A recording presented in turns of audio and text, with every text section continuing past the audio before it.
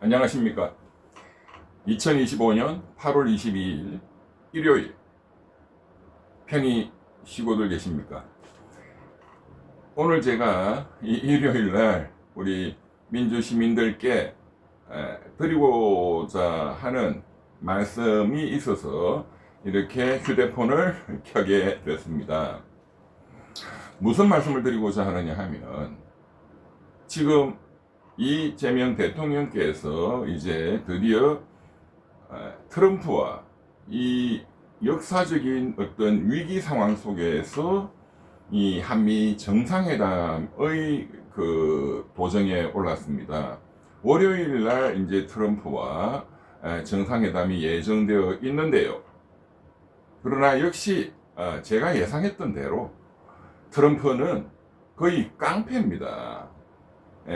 그래서 지금 트럼프 쪽에서 아마도 지난 7월 31일 날 양국 간의 구두로 합의가 되었다고 우리나라는 발표했고, 미국은 합의 안 됐다, 우리가 요구하는 것은 이만큼이다 라고 한 그 상호 간의 의견 불합치가 지금 정상회담을 이제 며칠 앞두고, 역시 트럼프 스타일입니다. 트럼프 쪽에서 강력한 또 요구들을 한 것으로 보이고, 그러자 엊그저께부터 21일, 22일 우리나라 무역대표부 본부장 여한구, 또 김정관 산업통상부 장관, 조현 외교부 장관이 부랴부랴, 급기야 강훈식 대통령 비서실장도 미국으로 급히 날아가서 지금 협상을 하고 있습니다. 더군다나 지금 이재명 대통령은 일본부터 먼저 들러서 일본 이시다 총리와 한일 정상회담을 또 하고 미국으로 갔는데, 이것이 또 트럼프의 심기를 건드린 거 아닌가, 이런 추측도 해봅니다. 또 마침 또 이 시기에 우리가 중국에 또 특사를 보냈죠. 이건 역시도 또 트럼프 그 드론 승질에 이것들이 지금 내한테 지금 덤벼, 지금 중국에도 동시에 보내고 일본을 먼저 거쳐서 와, 트럼프는 충분히 그런 거 가지고 시비 걸고 또 협박하고, 이것 때문에 좋았어, 너희들 대한민국 마니머신 돈 왕창 내가 더 뜯어낼 거야, 쌀시장 전부 개방해, 소고기 30개월 이상 다 열어, 이렇게 되고 있는 것은 아닌지, 주한미군 우리 그냥 일본으로 빼버릴 거야, 이렇게 협박하고 있는 것은 아닌지, 사실 우리 대한민국 국민들 모두가 대한민국에 정말 목숨이 걸린 안보 문제, 그리고 먹고 사는 문제가 걸린 미국과의 이 관세 협상 문제, 전 세계가 여기에 지금 어쩔 줄 몰라 하고, 과거 같으면 전 세계, 또 대한민국 과거 이명박 정부 때 550만 표 차이로 대통령에 당선이 됐는데, 석 달 후에 이명박 당선인이 미국 부시 대통령 만나서 그 자신감에 취한 나머지 30개월 이상 미국산 소고기를 수입한다는 내용을 국민들에게 소상히 보고하지 않고 속였다, 이것으로 광화문이 석 달, 넉 달 시위대로 뒤덮였고, 자칫하면 이명박 정권이 그냥 붕괴될 그런 위기 상황까지 몰렸던 적도 있었죠. 이명박 대통령 그때 완전히 항복을 했었죠. 제가 우리 집안의 어른이라서 제가 너무너무 이명박 정부의 내용들을 잘 압니다. 이재호 장관님은 저희 집안의 할아버지 딸인 어른이시고요. 그런데 그때의 소고기 협상 문제 30개월 이상, 그건 이번에 트럼프가 요구하는 이 엄청난 그 깡패 짓에 비하면 100분의 1도 안 되는 겁니다. 1000분의 1도 안 돼요. 그런데 지금은 대한민국 그 많은 시위대들, 그 많은 이 정치 투사들 찍 소리도 안 하고 가만히 있습니다. 전 세계가 똑같습니다. 전 세계가. 그만큼 이번 이 트럼프가 불러온 새로운 어떤 미국의 일방주의, 새로운 어떤 미국의 신제국주의는 우리가 정말로 더 깊게 분석해 봐야 되고, 그러한 이론적 무장과 어떤 역사적 경험에 관한 분석이 충분히 되고 나서, 그리고 이러한 분석과 병행해서 우리 전 국민의 지혜를 모아서 이 문제에 대해서 대처해 나가야 된다. 그리고 전 세계 이것으로 인해서 고통받는 유럽의 국민들, 일본, 중국 할 것 없이 우리가 전 세계적 어떤 연대를 통해서 이 문제를 해결해 나가야 될 것이고, 또 미국 내부에 공화당 트럼프의 이런 일방적 제국주의에 반대하는 공화당 내부의 여론, 그리고 민주당의 여론, 미국 국민들의 여론을 역시 우리가 세계적 연대를 통해서 설득해 나가는 것부터 시작해야 한다. 우선 이런 관점에서 소위 임페리얼리즘, 제국주의라는 것은 과연 무엇인가에 대해서 역사적으로 또 이 정치 경제학적으로 좀 정리하는 차원에서, 공부하는 차원에서 좀 말씀을 드리겠습니다. 대단히 재밌습니다. 어제 제가 이 뒷배경에 있는 아르헨티나 출신, 의사 출신 위대한 혁명가, 쿠바 혁명을 성공시킨 체 게바라에 대해서 말씀을 드렸지만, 체 게바라가 투쟁했던 그 시기, 그건 50년대, 60년대입니다.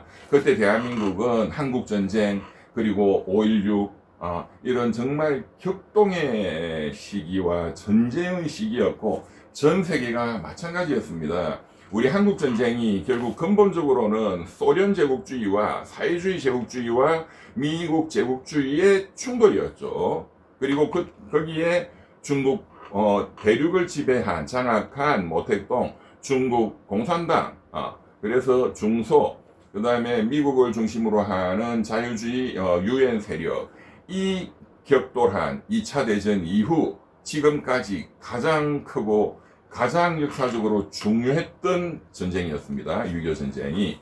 그러한 시절에 미국은 북미뿐만 아니라 중미, 남미를 완전히 신식민지로 만들기 위해서 수많은 제국주의적 그 수탈 내지는 강온 요하책을 썼고, 거기에 남미 민중들이 엄청난 착취와 고통을 당하는 것을 체 게바라가 목격하고 혁명의 전선으로 뛰어들었던 것이죠.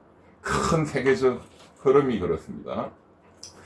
제국주의라는 것은 아시다시피 19세기 말에 이제 영국, 프랑스, 이태리, 독일 등등 유럽의 열강들이 아시아, 아프리카, 남미 등등 이런 후진국들에 대해서 식민지 영토 쟁탈전을 벌였고, 그때는 무기를 앞세워서 군사상으로 그 학살을 통해서 식민지를 장악하고, 서로 간의 이러한 식민지 쟁탈전, 이것이 충돌한 사건이 1차 세계대전이었습니다. 1914년에 벌어진.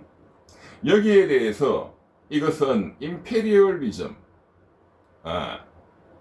제국주의 열강들의 충돌 전쟁이고, 여기에 러시아가 개입할 필요가 없다. 러시아의 민중들, 러시아의 노동자 농민, 러시아의 군인들은 이 1차 대전에 참전하는 것을 거부하라 라고 외치면서, 자본주의의 마지막 단계가 제국주의요, 그 세계적 차원에서 벌어진 이 제국주의 전쟁에 있어서 가장 약한 고리는 후발 자본주의국이고 후발 제국주의국인 러시아다. 이 러시아에서 혁명이 일어날 수밖에 없다라고 정확히 예견하고, 그래서 자본주의의 마지막 단계 제국주의 임페리얼리즘이라는 책을 1916년에 레닌이 발간합니다. 그리고 그 다음에 1917년에 볼셰비키 러시아 혁명을 성공시킵니다.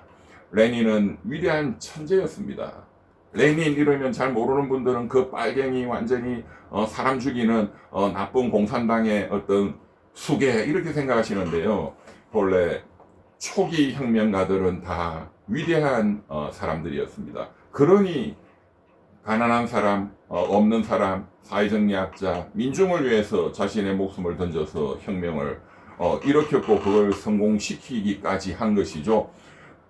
그리고 이 혁명가들은 체게바라도 굉장히 부유한 집에서 본인도 의사였고 굉장히 뛰어난 머리를 가진, 그냥 평생 잘 먹고 잘 살 수 있는데도 혁명에 뛰어든 것처럼 거의 대부분의 혁명가들이 집이 중산층 이상의 부유층이었고 굉장한 교육을 받았고 굉장히 천재적인 머리를 가진 사람들이었습니다. 그러니까 이런 새로운 어떤 이론도 개창하고 교수했으면 엄청난 학자가 되었을 그런 사람들이 보통 러시아의 레닌, 중국의 모택동, 등소평, 저울라이 주얼레, 베트남의 호지명 다 천재들입니다.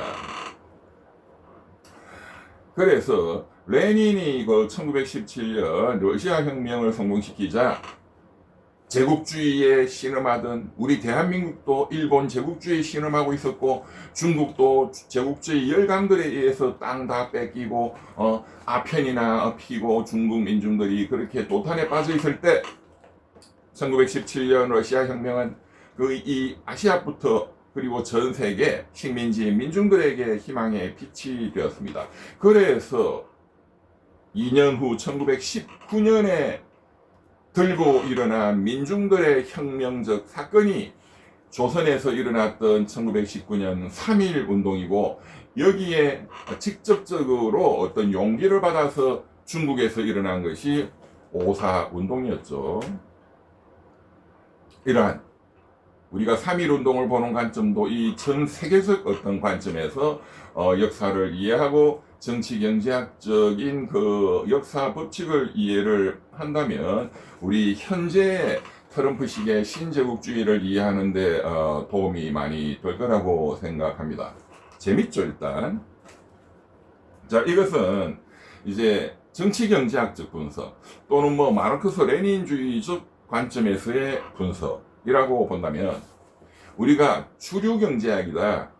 우리 대학교에서 배우는 대학교에서 주로 가르치는 그 주류 경제학적 관점. 주류 경제학은 크게 하면 밀턴 프리드만이 대표하는 시카고 학파, 자유주의를 중시하는 최근까지 세계는 신자유주의였죠. 좀 극단적인 자유주의, 극단적으로 시장과 기업을 존중하는 이게 시카고 학파라면 그런 것보다는 정부의 개입 그리고 사회적 약자들을 돌보는 것이 또 그것이 정부의 역할이고 그 정부의 역할도 이 시장의 역할 못지않게 또 중요하다. 특히 이렇게 위기 상황에서는 시장에 놔두면 다 해결되는 게 아니다. 이럴 때 정부가 나서야 한다. 시장에 맡기면 장기적으로 다 해결된다. 에 대해서 케인즈가 말했습니다. 자, 대공황이 해결이 되냐? 이렇게 많은 사람들이 죽고 있는데 당신들 얘기대로 하면 이 사람들이 다 죽고 나서 뭐 어떻게 해결되면 뭐 하냐? In the long run, we are all dead. 장기적으로 민중들은 우리는 다 죽는다. 죽기 전에 해결해야 된다라는 게 케인즈주의입니다. 그래서 주류 경제학은 이 케인즈주의와 이 시카고주의, 시카고 학파, 자유주의가 큰 두 개의 양대 산맥이죠. 1차 세계대전이 끝나고 이 제국주의 전쟁이 끝나고 이제 성전국들, 진정한 제국주의, 패전국에 대한 엄청난 것을 요구했습니다. 지금 트럼프가 우리나라에 그냥 500조 내놔, 쌀, 소고기 다 열어, 뭐 이런 것처럼 성전국들, 거기에 역시 미국이 들어갔죠. 영국, 프랑스, 패전국의 대표적인 나라는 어디죠? 독일, 러시아, 터키, 그때는 오스만 투르크 제국이었죠. 독일에 어마어마한 전쟁 배상금을 요구했고 독일은 그거 갚는다고 마르크화를 그냥 찍어내고 돈을 그렇게 찍어내면 감당이 됩니까? 뭐가 터지죠? 인플레이션. 너무너무 감당할 수 없는 인플레이션 이 터지게 된 것입니다. 그러니 독일 민중들은 죽어나는 거죠. 이 하이퍼 인플레이션이 터지니까 우유 한 병 사는데 수레에 마르크화를 싣고 와도 겨우 우유 한 병을 샀다. 그게 현실이었습니다. 1차 세계대전이 끝나고 이런 승전국이 패전국에 대해서 그런 배상금을 요구하고 군비를 축소시키고 등등 하는 그 회의가 베르사유 조약이었죠. 여기에 영국의 위대한 천재 그리고 그 당시에는 외교관이었던 케인즈, 케인즈가 외교관으로 참여합니다. 케인즈는 승전국들이 이렇게 너무나도 막대하고 무리한 불가능한 배상금을 요구해서는 안 된다. 그렇게 되면 하이퍼 인플레이션이 터지고 그것은 독일 민중이 감당할 수가 없게 되고 독일 민중들은 패전국으로서의 반성보다는 이제 정우심을 불태울 것이다. 그렇게 되면 독재자가 나타나고 그 독재자는 이 문제를 해결할 수 있는 유일한 방안, 다시 2차 세계대전을 일으킬 것이다. 라는 것을 젊은 외교관 케인즈가 쓴 논문, 평화의 경제적 귀결. 평화라는 것은 베르사유 조약이 평화조약으로 보이지만 그 경제적 귀결은 결국 히틀러 2차 세계대전이 터진다는 것을 정확히 예견을 했던 것입니다. 그래서 우리는 이 위대한 천재들을 공부를 해야 되는 거죠. 신문 쪼가리 이런 거 백날 읽어봤자 소용없습니다. 이 천재들의 위대한 통찰, 그것은 왜 우리가 읽어야 되느냐? 역사는 반복되기 때문입니다. 똑같이 반복되지는 않죠.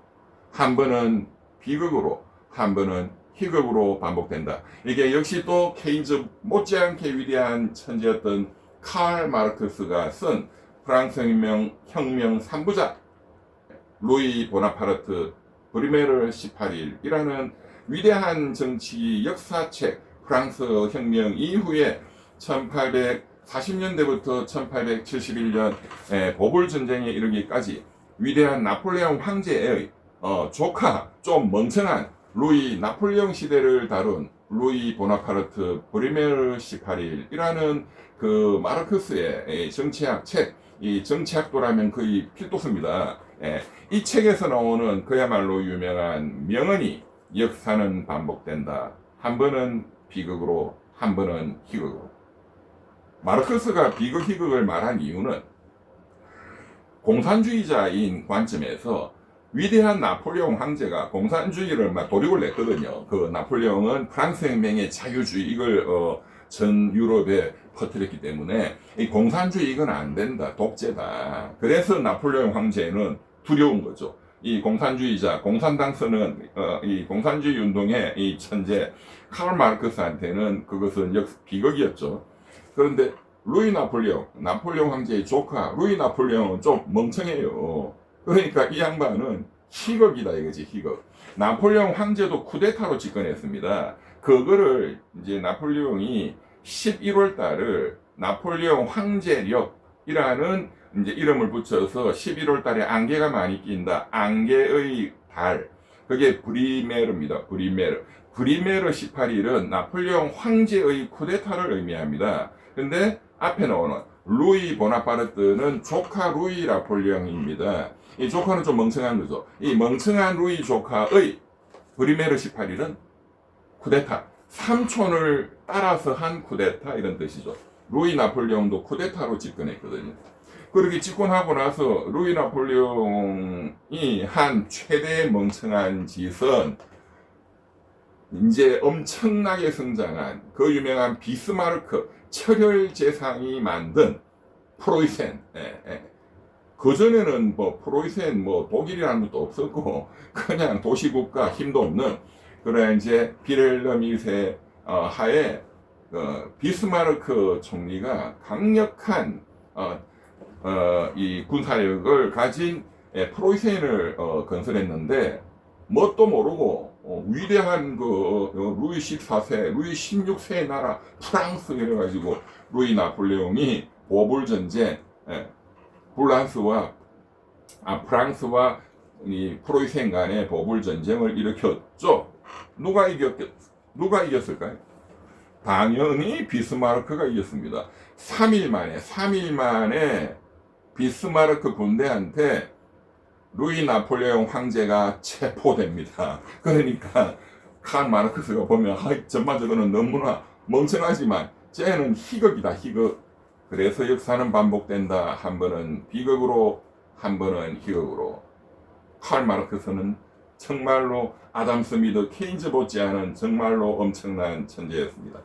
한번 시간 나면 읽어 보시고요. 제가 앞으로도 수시로 칼 마르크스의 여러 또 저작들을 또 소개해 드리겠습니다. 자, 다시 돌아와서 케인즈가 그래서 1차 세계대전 이후에 이 제국주의 전쟁을 이제는 자유주의로 그리고 평화롭게 세계를 만들기 위해서는 너무나 심한 이런 요구, 강압적 요구, 깡패적으로 트럼프식으로 해서는 안 된다라고 평화의 경제적 기별이라는 논문에서 예견했지만 성전국들은 이를 듣지 않았습니다. 미국을 위시해서. 결국 독일은 하이퍼 인플레이션이 터졌고 민중들은 분노에 폭발했고 그 민중들의 압도적 지지로 나치당이 탄생했고 결국 히틀러는 2차 세계대전을 일으켰습니다. 케인즈가 옳다, 케인즈가 위대하다라는 것이 다시 한번 증명이 된 것이죠. 그리고 2차 대전 이후에 또 케인즈는 미국에 결국 이런 짓을 하니까 유효 수요가 줄어들 수밖에 없고 유럽이 박살나니까 미국도 물건을 못 파는 거고 유효 수요가 갑자기 이렇게 박살이 나니까 결국은 공급이 과잉이고 그래서 터진 게 미국에서부터 터진 게 대공황입니다. 그 대공황이 전 세계를 휩쓸었고 또 서유럽도 마찬가지고 민중들은 더 굶게 되었고 아시아도 마찬가지고 우리 조선도 마찬가지고 또다시 세계적 차원에서 이를 돌파하기 위해서 독재자들이 일으킨 것이 2차 대전이죠. 일본의 군국주의, 이태리의 파시즘, 무솔리니, 독일에는 나치. 자, 2차 대전이 끝나고 이래서는 안 되겠다는 정말로 반성과 자각. 그리고 그때 케인즈는 죽었습니다. 위대한 케인즈의 정신을 받들어서 우리가 전 세계가 어떤 자유주의 체제를 만들자. 그런데 소련을 위시해서 이제 공산주의의 철의 장막이 또 형성이 되었죠. 그때 기억하셔야 되는 위대한 또 학자가 이런 트럼프식의 제국주의를 강력하게 비판한 여성 경제학자가 나타났습니다. 역시 영국 케임브리지 대학의 조한 로빈슨 교수. 조한 로빈슨 교수는 케인즈가 너무나 총애했던 후배 여성 경제학자였고 아마 경제학 역사상 가장 위대한 여성 경제학자를 한 명 꼽으라고 한다면 조한 로빈슨입니다. 그 당시에는 노벨 경제학상이 없었기 때문에 조한 로빈슨이 경제학상을 못 받았을 뿐이지 물론 아담 스미드도 케인즈도 못 받았습니다. 노벨 경제학상은 1960년대에 만들어졌죠. 조한 로빈슨이 그 케임브리지대 교수가 제창한 그 이론이 근린 궁핍화 정책이라는 겁니다. 제국주의 국가, 힘센 국가가 근린, 옆 동네, 지금 트럼프 하는 짓이 옆 동네, 우리 동맹국가, 근린, 이웃, 설, 궁핍화, 거지로 만드는 그런 정책을 써서는 안 된다. 그게 이제 제국주의의 착취 정책이죠. My neighborhood, 나의 이웃을 beggar, 거지 만드는 폴러시. My neighborhood beggar policy. beggar thy my neighbor policy. 이 근린 궁핍화 정책이라는 이론을 전 세계 100년의 역사를 분석해서 제시했습니다.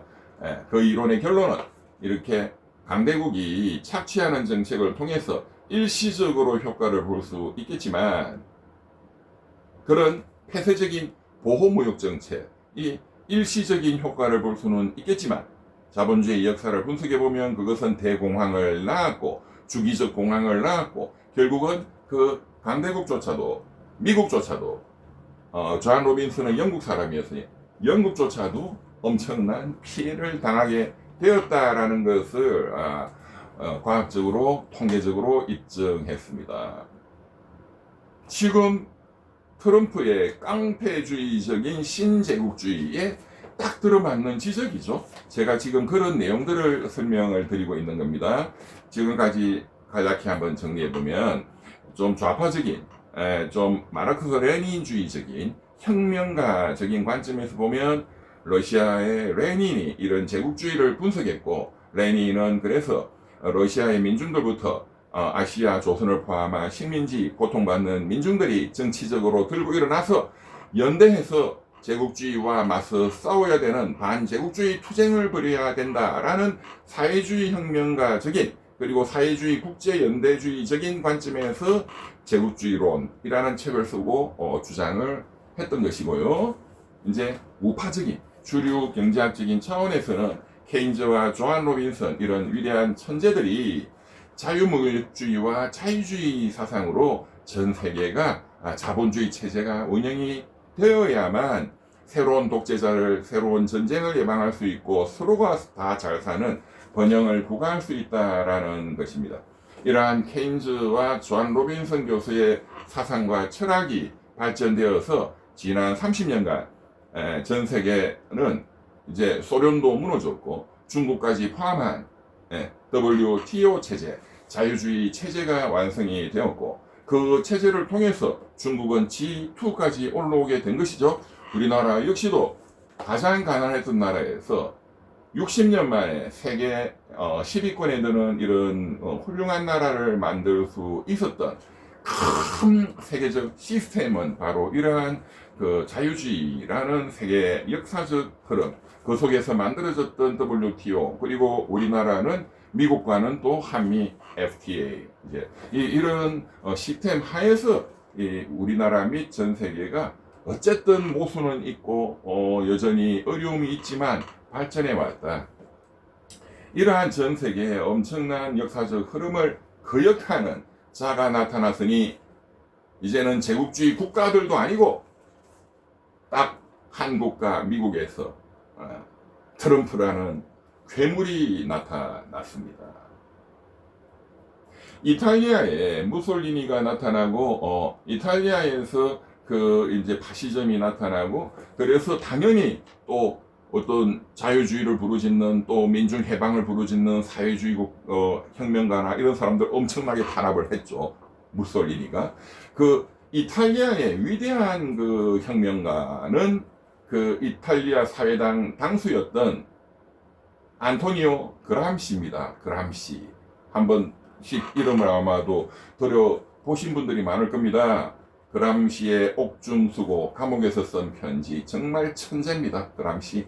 헤게모니론, 우리가 각 사회, 각 요소에서 우리가 군부 독재 잔재와 투쟁하고, 그렇게 각 사회에서 우리가 모든 국민들에게 이 민주주의 진영의 가치를 알리고, 그런 자발적 동의 하에 우리가 대한민국이 발전해야 결국은 독재 잔재를 청산하고, 국민의힘 같은 저런 극우 쓰레기들을 청산하고 진정한 민주주의를 구축할 수 있다. 각 분야에서 자발적 동의에 의한 민주주의의 지배력을 확보하자. 이것이 헤게모니론이죠. 헤게모니는 동의를 전제로 하는 지배력이라는 뜻입니다. 그 헤게모니론에 따른 정치 전략 전술을 제시한 사람이 바로 안토니오 그람시입니다. 미국은 그동안 2차 대전 이후에 아시다시피 이렇게 폭력적이고 깡패적인 방식을 취하는 것이 아니고, 헐리우드 영화부터 이런 문화적인, 그리고 엄청난 또 자본을 투입한 후진국에 대한 지원, 그 대표적인 나라가 우리나라죠. 그러한 문화적 그리고 경제적 그런 관점에서 자신들의 우방을 만들고, 그걸 나쁘게 보면 신식민지를 만들고, 어쨌든 그런 소프트한, 하드한 게 아니고 소프트 전쟁을 통해서 새로운 지배체제, 어떻게 보면 차별적 동의에 기초한 지배체제를 만들었다. 전 세계의 헤게모니를 장악했다. 그람시의 이론에 의할 때 그렇게 볼 수 있는데, 지금 트럼프는 그런 거 다 필요 없어. 뭐 복잡한 거 필요 없고 그냥 힘으로 깡패로 그냥 하는 거야 라는, 이제 그야말로 과거 군함 들고 와가지고 식민지들 협박하고 뺏어가고 학살하고 죽이고 하던 식의 그 과거의 초기 제국주의로 돌아가는 거 아닌가라는 우려가 들 정도죠. 역사는 거꾸로 돌아가지 않습니다. 칼 마르크스가 루이 보나파르트 브리메르 18일에서 위대한 나폴레옹 황제의 시대, 어리석은 루이 조카의 시대를 비교해서 한 번은 비극이요, 이번에 그는 희극이라고 조롱했던 것처럼 과거의 제국주의는 1차, 2차 대전이라는 어마어마한 참혹한 결과를 낳았던 비극이었습니다. 그러나 지금 트럼프가 하는 새로운 미국식 제국주의 마가 Make America Great Again, 미국을 다시 한번 위대하게, 이것은 칼 마르크스가 본다면 희극이다. 희극이다. 이것은 오랫동안 지속될 수는 없을 것입니다. 그러나 여기에 대해서 우리나라를 포함해서 전 세계 유럽, 중국, 일본 이 어떻게 공동으로 또 대응을 앞으로 잘 해 나가느냐, 이제 이게 숙제가 되겠죠. 마가가 아니라 부산 사투리, 제가 고향이 부산이라서 부산 사투리라 한다면 마가가 아니라 마마 됐다 이거죠. 예. 트럼프 님 마마 됐다, 마마. 우리는 당장 그런데 지금 이재명 대통령은 월요일날 트럼프 대통령을 만나서 정상회담을 해야 되고, 또 트럼프의 그런 또 엄청난 또 그런 강압적 요구를 슬기롭게 또 받아줄 거는 받아주고, 우리가 또 요구할 거는 하고, 어쨌든 그런 협상을 또 잘 해야 되겠죠. 저는 한 가지 이런 아이디어를 제안을 드립니다. 3,500억 불 엄청난 돈도 뭐 현찰로 갖고 와야 된다. 또 뭐 삼성, 현대 등등 뭐 기업들이 투자하는 거는 또 별도로 뭐 1,000억 불, 1,500불 갖고 와야 된다. 자, 막 그거는 그거대로 협상을 하시고, 우리가 이건 일본이나 서유럽보다도 엄청나게 불리한 어떤 협상을 당하고 있습니다. 그것은 분명한 겁니다. 왜? 트럼프는 주한미군 28,000명이나 목숨을 보내가지고 너희 나라를 지켜주잖아. 이제 이게 핵심이죠. 그런데 트럼프 심기를 괜히 건드릴 필요는 없고, 현재는 우리가 뭐 맞짱틀 그런 건 아니니까요. 아이고 트럼프 영감님 옳습니다, 위대합니다, 마가가 맞습니다 하면서 우리가 잘 꼬셔가지고, 트럼프는 적극적이고 그런 스타일이잖아요. 또 그런 사람이 또 귀가 또 얇은 측면이 있거든요. 그런 그 성향 캐릭터를 잘 분석해서 살짝 또 우리 걸 또 가져오는 게 그 협상의 기술이겠죠. 저는 이번 참에 트럼프가 우리 외환 보유고를 뭐 털어내려고도 지금 주장을 하고 있잖아요. 3,500억 불을 갖고 와. 우리 외환 보유고가 4천억 불밖에 없는데, 그러면 뭐 그거는 우리가 많이 막아야 되겠지만, 우리가 역제안으로 대통령, 그러면 우리한테 이거를 좀 해주세요. 그래야 나도 한국 돌아가서 한국 국민들한테 설득이 될 거 아닙니까? 뭐 해줄까? 일본처럼 달러에 대한 무제한 스왑을 좀 해주세요. 무제한 스왑이 뭐냐? 일본은 미국과 무제한 스왑이 체결되어 있습니다. 그래서 일본은 달러 걱정을 할 필요가 없습니다. 왜? 달러가 부족하면 무제한 언제든지 미국이 달러를 공급해 준다. 이게 무제한 통화 스왑, 스왑은 교환한다 이거죠. 교환한다. 그러니까 사실상 기축통화국하고 비슷한 효과를 누리는 거죠. 미국이 전 세계에서 이렇게 무제한 달러를 줄게 통화 스왑을 체결한 나라는 일본밖에 없습니다. 그만큼 일본에 대한 전략적 중요성을 높게 본다는 것이죠. 네. 특히 일본은 뭐 세계적인 경제 강국이기 때문에 그런 달러 공급에 대한 무제한 통화 스왑을 일본만 주고 있다. 이럴 때 우리도 그거 좀 해달라. 그것이 어렵다면 그냥 달러 주는 거, 이건 마이너스 통장이거든요. 달러에 대한 마이너스 통장. 우리가 뭐 열심히 수출해서 달러 벌고 하지만 뭐 갑자기 IMF 사태가 터질 수도 있고, 당신이 지금 뭐 3,500억 불 달러 주면 우리는 그냥 달러 없는데, 그럼 당신들이 마이너스 통장을 만들어 줘. 우리가 언제든지 달러를 쓸 수 있도록. 달러가 있어야 뭐 중동에서 석유도 사오고 할 거니까요. 그러면 마이너스 통장은 좀 어렵다.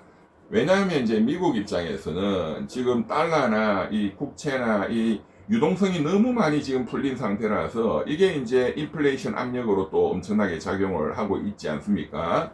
그래서 이 유동성으로 잡히는 이 광의의 통화량이 늘어나는 것은 절대적으로 대통령이 마음대로 할 수도 없고, 대통령 말 안 듣는 미 연준 이사회 이사장 파월이 또 그거는 또 결정을 하는 것이고, 또 미국은 중앙은행의 연준의 독립성이 굉장히 세기 때문에 대통령 말 잘 안 듣잖아요. 그래서 이제 이 마이너스 통장을 뭐 1,000억 불이다 이렇게 만들어 주면 이게 통화량이 바로 증대되는 효과가 생기고, 이게 바로 인플레이션 압력이 생기고, 엄청난 금융시장에 또 문제를 또 야기하기 때문에 쉽게 해줄 수가 없습니다. 예. 그러면 또 좀 쉬운 방법이 있습니다. 그러면 트럼프 대통령님, 그러면 좀 쉬운 거, 부담 없는 거. 좋았어. 우리가 현재 한 3,000억 불, 3,500억 불 미국이 발행한 국채를 우리가 갖고 있으니까 이게 달러하고 거의 비슷한 유동성이거든요. 그러니까 이걸 우리가 당신들한테 담보로 맡길게요. 그거를 맡기고 우리한테 마이너스 통장, 달러에 대한 마이너스 통장을 끊어주세요. 그러면 국채도 유동성이기 때문에 미국의 통화량, 유동성이 증대되지 않습니다. 통계적으로. 그러면은 뭐 좋잖아요. 당신도 좋고 우리도 좋고, 꼭 먹고 안 먹고.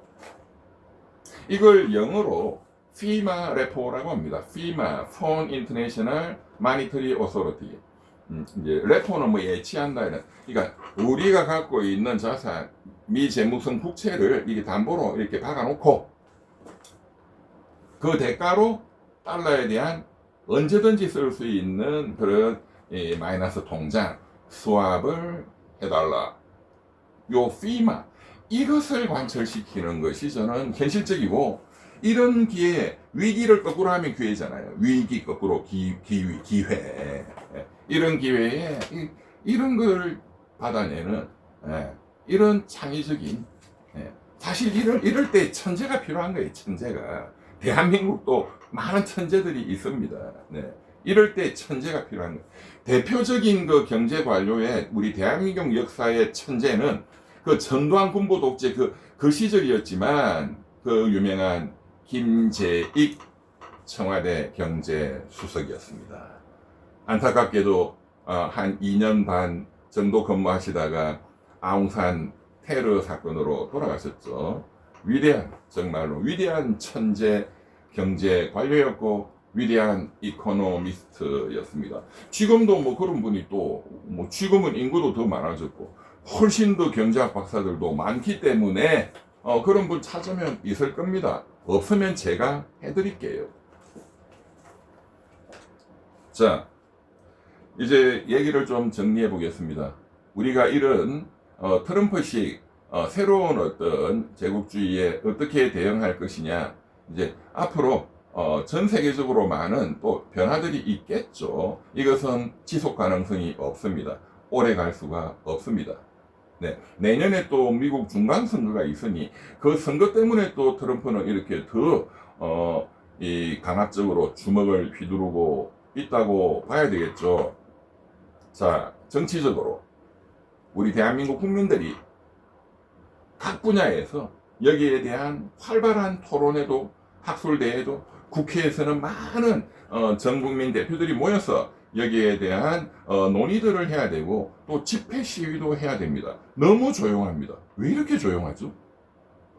옛날에 이거 10,000분의 1도 안 되는 광우병 소고기 그거 가지고 광화문이 뒤덮이고 난리가 났는데, 지금 이것은 우리 정부에 대한 시위나 이런 게 아니라 트럼프에 대한 국민들의 단결된 문제 제기가 필요하다.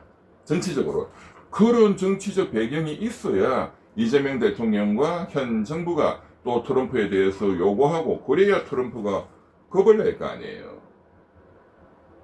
트럼프 본인이 극렬한 지지자들의 지지를 통해서 깜빵 갈 뻔하다가 지금 대통령이 됐기 때문에, 이러한 그 정치적 어떤 국민들의 집회나 시위, 그런 정치적 의사 표현, 여기에 대해서 굉장히 민감하고 겁을 낼 겁니다.